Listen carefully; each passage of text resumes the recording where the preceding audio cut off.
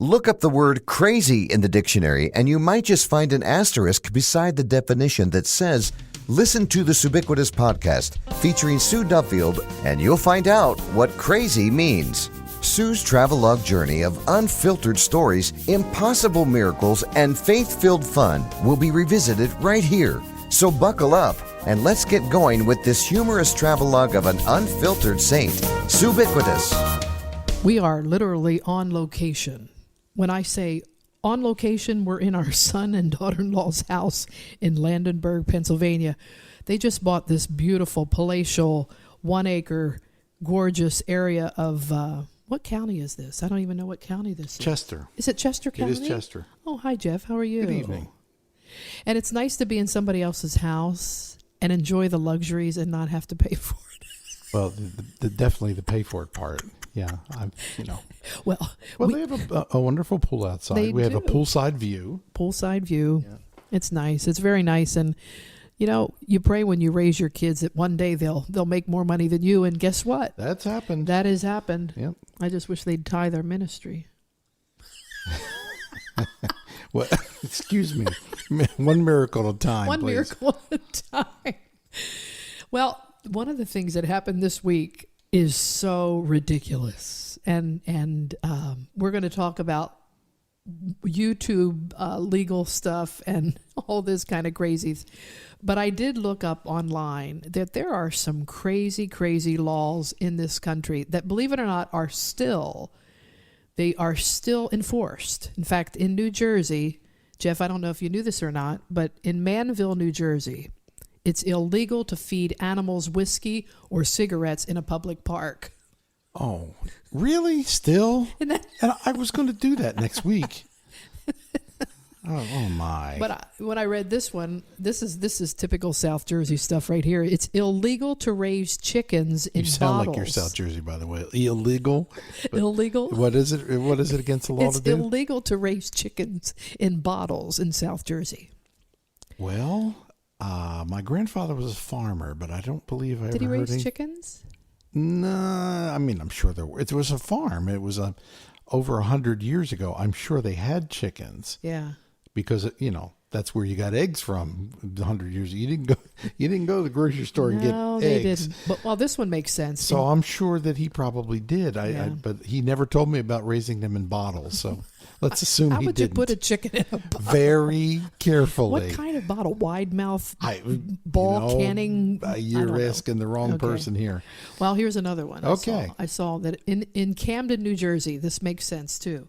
It's illegal to slurp soup in Camden. Well, that would be not only illegal, that would probably be sacrilegious since Campbell's Soup was founded there. That's right. Yeah. Yeah.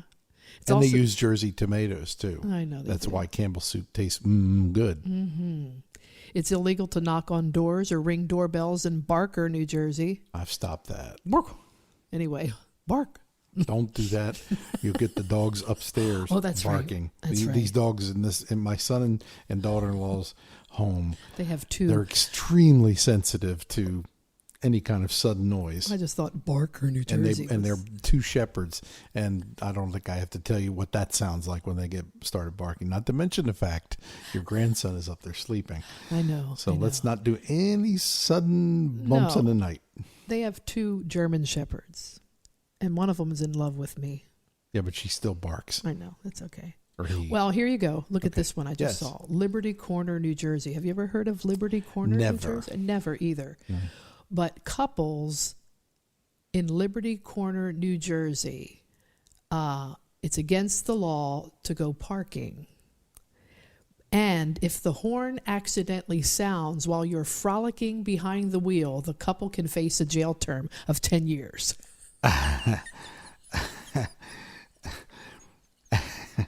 The question I want to ask is define frolicking, but we're not going to go there. Maybe they're singing worship songs. I don't know. Yeah, or they're just skipping through the tulips, as it were. We're not going to go. We're not going to do that. We're not. But in Tennessee, now I highlighted New Jersey, Tennessee, and Pennsylvania. I'll bet there's some doozies. Oh, there's some great ones. Yeah. The original Jack Daniel's Distillery in Lynchburg, Tennessee. You can't buy whiskey there. You know, It's a dry county. Yes, we were drugged down there. Here I go again. We went on the tour. That's right. We went to a tour because just not that we consume those products, which we don't. It was just wonderful history. It was just interesting to see how it's made. And when we were down there, someone, I believe the tour guide told us that it was illegal to consume That's them. right. Rather a paradox, but everybody in the whole town works there. Yeah, there's nothing else to do except run the gift shop, so that's about it. And not too far from there, another little town, they said it's illegal to use a lasso to catch a fish. Well, I could see that. The fish benevolence union probably mounted a protest against that practice. And in Dyersburg, it's illegal for a woman to call a man for a date. I don't know why. Gomer probably got offended when Priscilla called him up and wanted to go down to the Nickelodeon. But this one I would have been arrested for in Bristol. No. It's illegal for a woman to stop in the street to adjust, straighten, or pull up her stockings. Yeah, you'd have been in trouble. Well, of course you didn't stay out in the street too much, but. No. I was going to say it would probably be. My guess would have been illegal to go out in the middle of the street and stand on the Tennessee and Virginia state line. That's right. Because that would be something you would do that. I have done that. Yeah, I did that years ago in Salisbury. Remember that time I had 1 foot in Delaware and 1 foot in Maryland? I don't remember, but it doesn't surprise me. I wonder if they have any rules about adjusting your hose in Delaware or Maryland. Then I could flip over really quick on the state line, depending on. I don't know. Yeah, things to ponder. It is winter. So now my favorite one though in Tennessee. This is the best one of all. It's illegal to shoot a whale from a moving automobile in Tennessee. Who writes this stuff? Well, I will keep that in mind. Because the next time I see a whale in Tennessee, I'll be careful not to shoot at it. Oh, man. Not to mention the fact the state is landlocked, ladies and gentlemen. I know. It doesn't make any sense. Well, it's like I had that argument years ago with my friend Tammy, and she was convinced that Georgia was not on the Atlantic Ocean. And she says, nobody goes to a Georgia beach. They may not, but... However, I said there's a small little segment there where yes, they are on the water. Slightly. Just a little bit. Well, we're in Pennsylvania. Yes. And Pennsylvania is landlocked. It's right. The ocean. It is. That's right. Not to obviously the rivers. Right. But it's also ludicrous. What a law this one is. A special cleaning ordinance bans housewives from hiding dirt and dust under a rug in a dwelling. The nerve. I mean, any woman that would do that. These are laws that are still on the books, as they say. Now, doesn't that sound Amish to you? Maybe, I don't know, maybe in years past when we didn't have vacuum cleaners and they just kind of put the dirt under the rug. I wanted to go back in context in the time period when the law was written and find out what in the world were you thinking? Oh, my word. This one is the best. This is the best, too. In certain sections of Pennsylvania, many, many years ago, I wonder how long, I don't know, the Farmers Anti-Automobile Society set up some rules of the road. And in effect, they said, number one, automobiles traveling on country roads at night must send up a rocket every mile, then wait 10 minutes for the road to clear. Well, again, I could see context there. There was, in the early automobiles, if they had headlights, they were not very bright. No. And again, the roads in those times, especially the country roads, were little more than dirt horse paths. Right. And they're one lane. Yeah. Well, here's another one. If a driver sees a team of horses, probably about the same time, he is to pull to one side of the road and cover his machine with a blanket or dust cover that has been painted to blend into the scenery. Who writes this stuff? Now, this is a tad not gruesome, but a tad sad. I could see where that would have been an applicable law. Really? And yeah, because many, many years ago, my grandfather, again, here we go, who worked on a farm. Right. Okay. Now, my grandfather was born in 1893. Okay. And this happened, I'm told, when he was very young. It's not very funny, but it applies to your story. He was running a team of horses in the farm, right, on the field, in the field. And a motorcycle went by the farm. And we're talking 100 years ago, more, right, and backfired. Scared the horses. Okay, startled the horses, and he took off, and his feet got caught in the bridle. Oh, and they drug him for like a quarter mile on his back and almost killed him. Oh, that's awful. Yeah, it's terrible. It's not very humorous. I didn't mean it to be humorous. I'm saying that's where this law that one out of all the ones you read. I know. That's the actual one where I could see where that makes sense, because those old cars would backfire for no good reason. Well, and anyway, and then it leads me to another one that goes back in Pennsylvania, probably 150 years ago. It said, in the event that a horse refuses to pass a car on the road, and even if you ask him nice, right, the owner must take his car apart and conceal the parts in the bushes. See? Well, if you had a Model T, I guess it didn't take long. It didn't take long. No, you didn't. No, you didn't exactly have a whole lot of pieces to disassemble. Yeah. It was from a different era. Different era of time. Yeah. So we're calling this podcast "Don't You Know the Rules?" And the reason we're talking about that is that we have had absolutely stupid little legislating kinds of pockets of events over the years, and 46 years on the road, where people have told us we can't do things or we can do things. And it's just kind of funny because in the last week, YouTube flagged our recent couch to kitchen concert. We got caught by the YouTube police. And it was CD Baby actually that filed the complaint. The nerve. And here the funny part is I was singing a song called "We Need Each Other." Yes. And I got the alert within 48 hours on email that YouTube flagged that specific broadcast. Now, did they take that down? No. Okay. But they notified you. But I had to prove to them that I had permission to do the song. And the reason... Did you have a meeting? I did. I had a meeting with myself. Yeah. And the board of myself said it was okay for me to do my own song. I'm so glad you granted permission to yourself to do your song. I mean, this cracked me up. A song that you wrote 36 years ago. Right. And I think the reason it was flagged, now if you and I had sat and just played the piano with it. Maybe. But I think what, the internal gods of analytics matched... I don't know how the track to what is on iTunes. Well, it and is CD the Baby. track we sang with is from the album. Well, here's the thing. Maybe I sang it almost exactly like I recorded it. That would be a first. Because think of it. I don't know. I have no idea what they used to. But no, and it could be something as simple as the title. But you can't do your song because you don't have permission. Well, that now they know.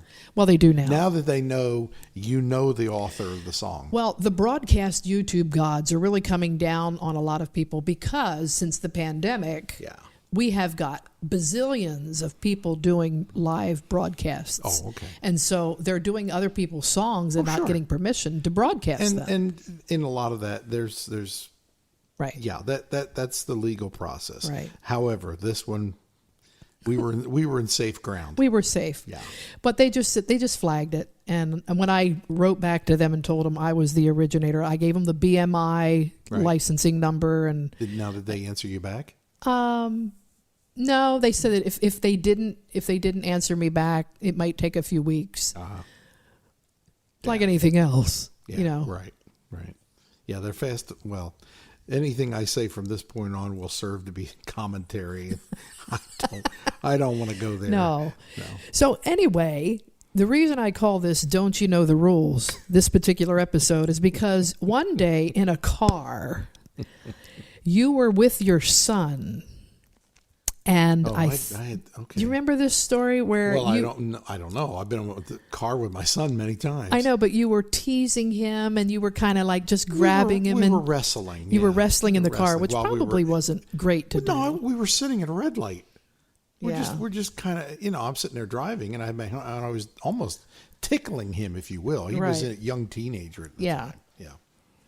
I thought you were going somewhere else with that. Well, I will after this one. Okay. But there was somebody that stopped you at a red light? We were sitting at a red light, and a gentleman, a rather interesting gentleman, pulled up alongside of me on the right side of the intersection, on the shoulder. Oh, yeah.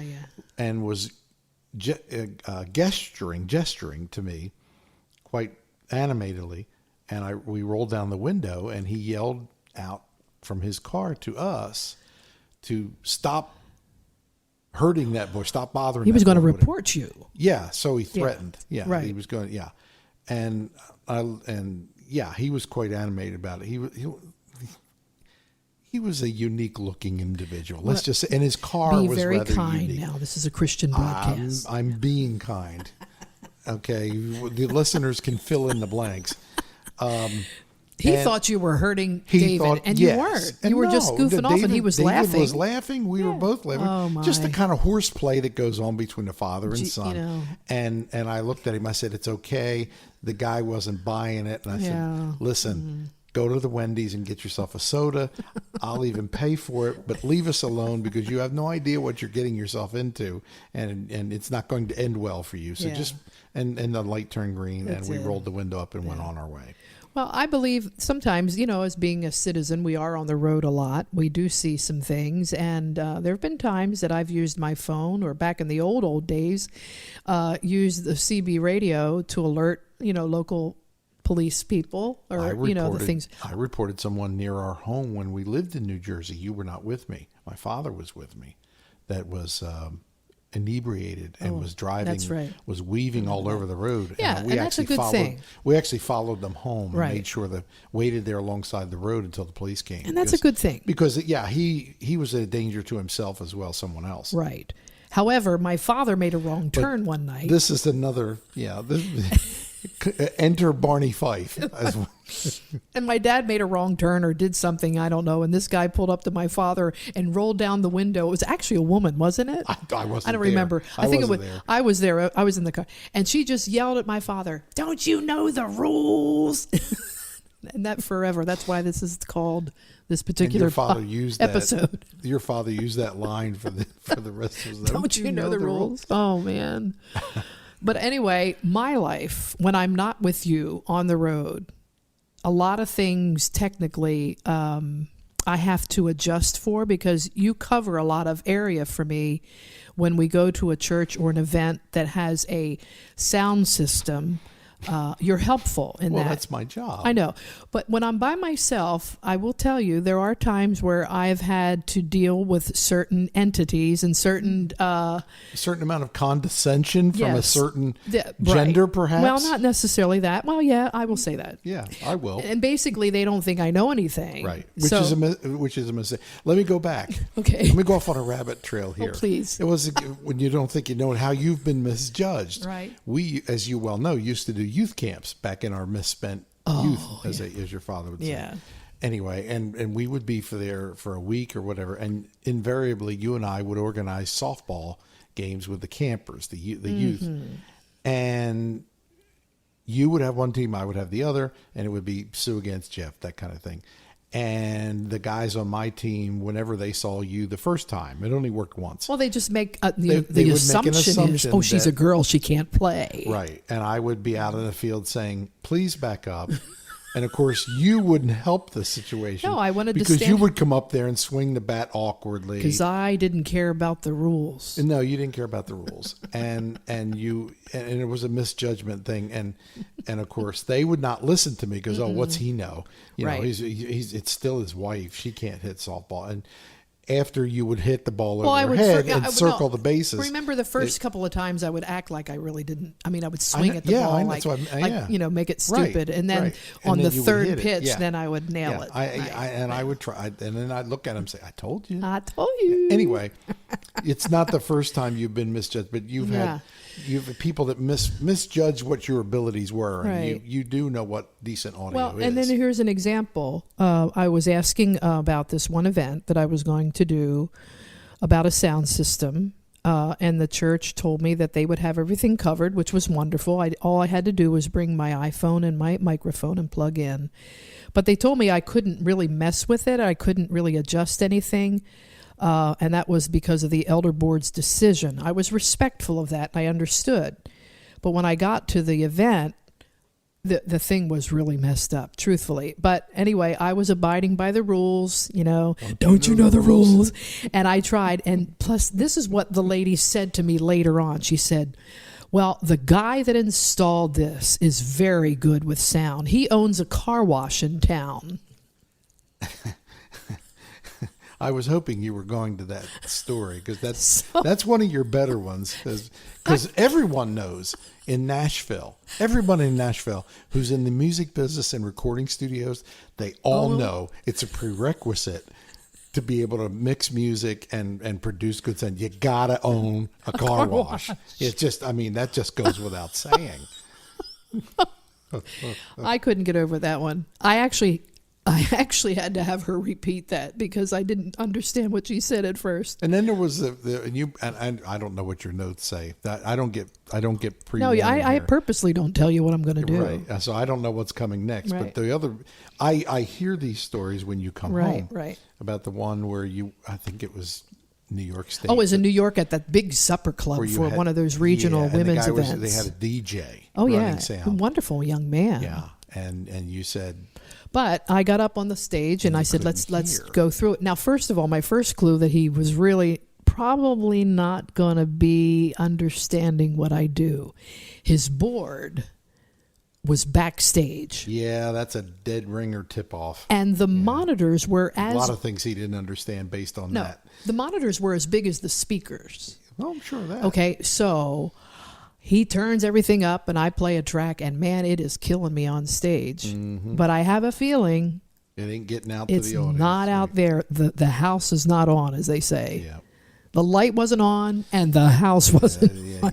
So I told him very kindly, I said, I think you may want to turn the monitors down a little bit and maybe put the house is on. Oh, it's already on. And I'm thinking, here we go again. Don't you know the rules? The house is on. On the slight chance I said to him, I could be wrong. Right. I walked over to the board and I looked and I saw where the house speakers were muted. And I went like that, and he looked at me like I was. Well, you turned off the monitors. Yeah, I said, turn the monitors off. And when you turned off the monitors, there was nothing else to hear because the house speakers were also off. Right. Yeah. So, yeah, over the years we've had to adjust. You've been around me, and not that I'm the end all expert of sound or whatever, but I've done a lot more of that than you. It's just like I wouldn't tell you how to do podcasts or how to do a women's retreat. I had no idea how to do that. I know. But so you've learned things from me that I've learned from other people, and you know what you're talking about. Sometimes. Well, we're always learning something. You can tell when a speaker's on. I'll guarantee you that. Well, I did know that day, which is fairly easy to do. Yeah. But and you knew what to do to fix it. I like I used to be with the softball games. Like Look out. Told you. Look out, guys. She's up again. And you tell me these stories. And like, you wish these guys would listen. But anyway. It's all right. You do know what you're talking about. And I talked a while ago, many, many years ago. I know growing up in the 70s like we did and having all of the wonderful things afforded to us in ministry outside the church walls and doing things. There were very, very few women doing what I was doing in the early 70s, 1970, 71. And now you see the whole trend has changed greatly, where there's so many wonderful, creative women that are doing great things for the Lord. And I often have said I broke the rules, I think, back then. Oh, yeah. I broke the rules. Oh, yeah. Well, my grandmother broke the rules really before me. Even, right. You know. Right. I told somebody we were the other talking about your grandmother. I visited your brother today. I had to go over there, and I won't get into all of it, but we had a couple of good laughs at your poor grandmother's expense. Well, and I've said this, and I really do believe this. I've come from a line of women preachers. Yeah, you do. None of them ever left the house, but boy, did they preach. But no, you have one of the things that we both of us did. We broke the stereotype of the husband and wife, quote unquote, music evangelist. Right. When we come into a church, we were always expected to be the person that he speaks. He speaks, she plays the piano. Right. And I would have loved God has a great sense of humor. He does. And his sense of humor, he decided that it would be the reverse with us, that you would sing and speak and everything, and I would just play the piano. But then when we're off the stage and we're in a public setting, it can turn around. You talk more than I do. It can turn around. Like now. Okay, goodbye. That's okay. Jeff Duffield, you are allowed to be dismissed. Well, this is a record because I've never stayed this long before. So I'm impressed. I was trying to abide by the rules.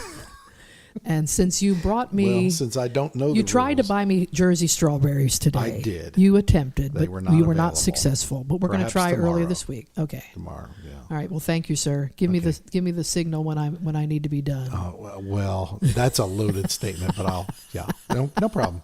Bye. Bye-bye. Oh, man. One of the things about this podcast that we hope that we're getting across to all of us and to you, for that matter, is that there's such freedom in just being yourself and being real. And yes, there have been times in my life where I have did not abide by the rules. But I remember as a kid going to the shore, during the Jersey Shore, during the hot August months of the year, and over the years that I was just a young girl. And there was a certain bridge that we would go over. And every time I saw the sign at the beginning of the bridge, I always was aware how this just was strange, because the bridge sign said, "Bridge freezes before road." Now, it was 95 degrees outside. And I'm thinking to myself, there's an example right there where a law only is pertinent to the type of the season, because the bridge is not going to freeze in the dead of August, but it just might do it in January. God forbid also you take the tag off a pillow for fear or danger of imprisonment. You know those tags that they say you could go to prison if you take the tag off? I don't understand some of these rules, but I will tell you what happened to me in a hotel in New York. Hotel rules sometimes can be very ticky-tack. They can be old. Regulations, they don't update. But there was one specific regulation that could have caused me to be arrested. And I know that they all have to jump through all kinds of hoops and regulations to please both the city and the state. And some of their policies operate on the side of caution. I know this. I'm in hotels all the time, and I see all the regulations on the back of the door that has not only to do with the state that they're in, but also the city or the township. So they have to continually fight this craziness of crazy, ludicrous laws, truthfully. So I check into a well-known chain hotel, and I receive the following notice, and this is verbatim. First of all, it's attached to my key sleeve with a rubber band wrapped around it. And here's how it goes. It said, "In accordance with our state's health department regulations and for your safety, it's important that you are aware of our pool regulations. Number 1, there is no lifeguard on duty. Number 2, never swim alone. Number 3, there is no substitute for adequate supervision. Children under 16 must be accompanied by an adult or guardian,